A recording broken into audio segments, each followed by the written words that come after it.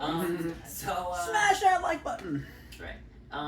So to sum up, right, we're just going to talk a little about the mechanical stressors and how to talk to people about them and the things to think about in terms of lifestyle modifications or exercise modifications when somebody is dealing with one of these.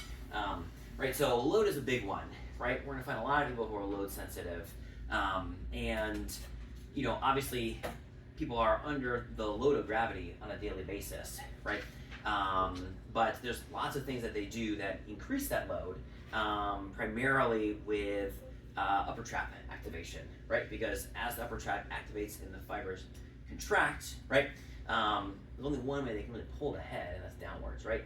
So when you lift your arm up out to the side or bring your arm up over your head, right? Both of those motions, unless someone has really, really solid movement patterning going overhead, well, this is something you really can't avoid, right? But going up overhead, unless they have like perfect shoulder press technique, right? They're gonna get a lot of upper trap motion, a lot of upper trap activation as they're doing it, right? So easy first thing to tell someone when they have a load sensitive issue in their neck is avoid bringing the arms up and out to the side and avoid things that go directly overhead for the time being as we continue to monitor their symptoms, right? The less we can have them activate that upper trap and compress the spine, the better they're gonna be.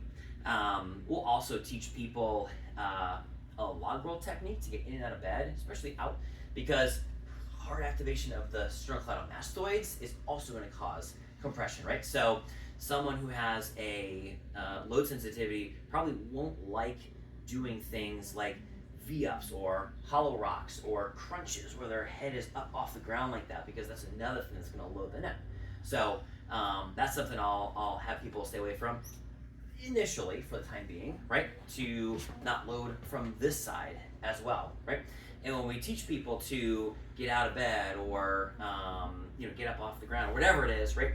Particularly getting out of bed, especially if their neck pain's really, really, really severe, right? Is as you roll over, keep your head pressed into the pillow, because that's gonna make sure they don't do this. Everyone's first instinct is just lift it up, right?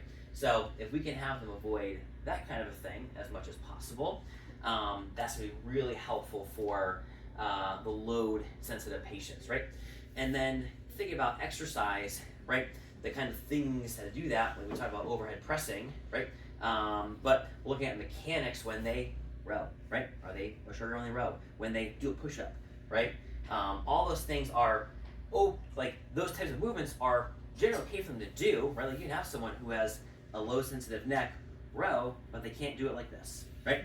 They have to keep their elbows tucked. They have to keep their shoulders down and back, right? When they're doing push-ups, same thing, right?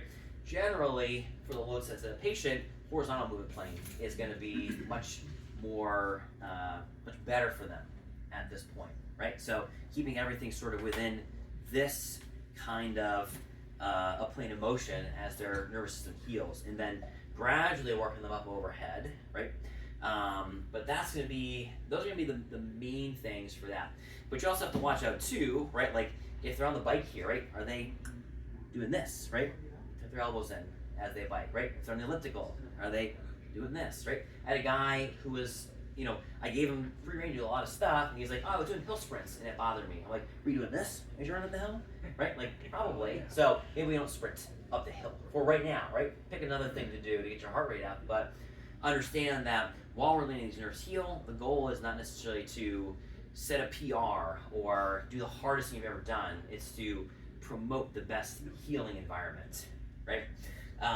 Position sensitivity is something we're going to play around with a lot, especially when people are sleeping, right? So making sure head is supported properly with the right pillow in the right position, right? If someone is side bending sensitive and their pillow is really flat and they're always like this all night, right? It's no wonder that their neck hurts when they get up first thing in the morning, right? So educating them on how to set up a pillow and how to position themselves while they're sleeping so that their head is in a neutral position versus not, right? Positioning while they're working out too, right? Making sure they're not here while they're doing a row or whatever it is, right? But maintaining good spinal positioning while they're moving is going to be really, really important. Nerve tension, right, depends on the direction that they're sensitive, right? If someone is sensitive in their ulnar nerve, right, make sure they're not sleeping up here, right, all night. Make sure they're not necessarily doing like a front squat, right, because this probably won't feel great for ulnar tension, right? If they're median nerve is sensitive, right, talking about their workstation setup, because if they're constantly reaching for the phone over here, right, and their computer's over here, right, that's stressing the median nerve, right? So just understanding, you know, and digging into the little things they do on a day-to-day basis to make sure that they're not moving into those positions that are sensitizing them. Okay? And then with static posture, these are the people who like to move around a lot. So encouraging them to move is fine, right? They don't need to necessarily hang out in one position for a long period of time, but that's the person you're going to be doing much more of a stability focused type approach with as we move forward, right? So like the loaded church get up, right, which is awesome for that. You know, as long as they're showing us that, you know, other factors are squared away, right? Yeah, that's how we're gonna use those as part of like lifestyle modifications and workout modifications to make sure people aren't picking that scab constantly. Okay. Cool. Thank you, Matt. Nice.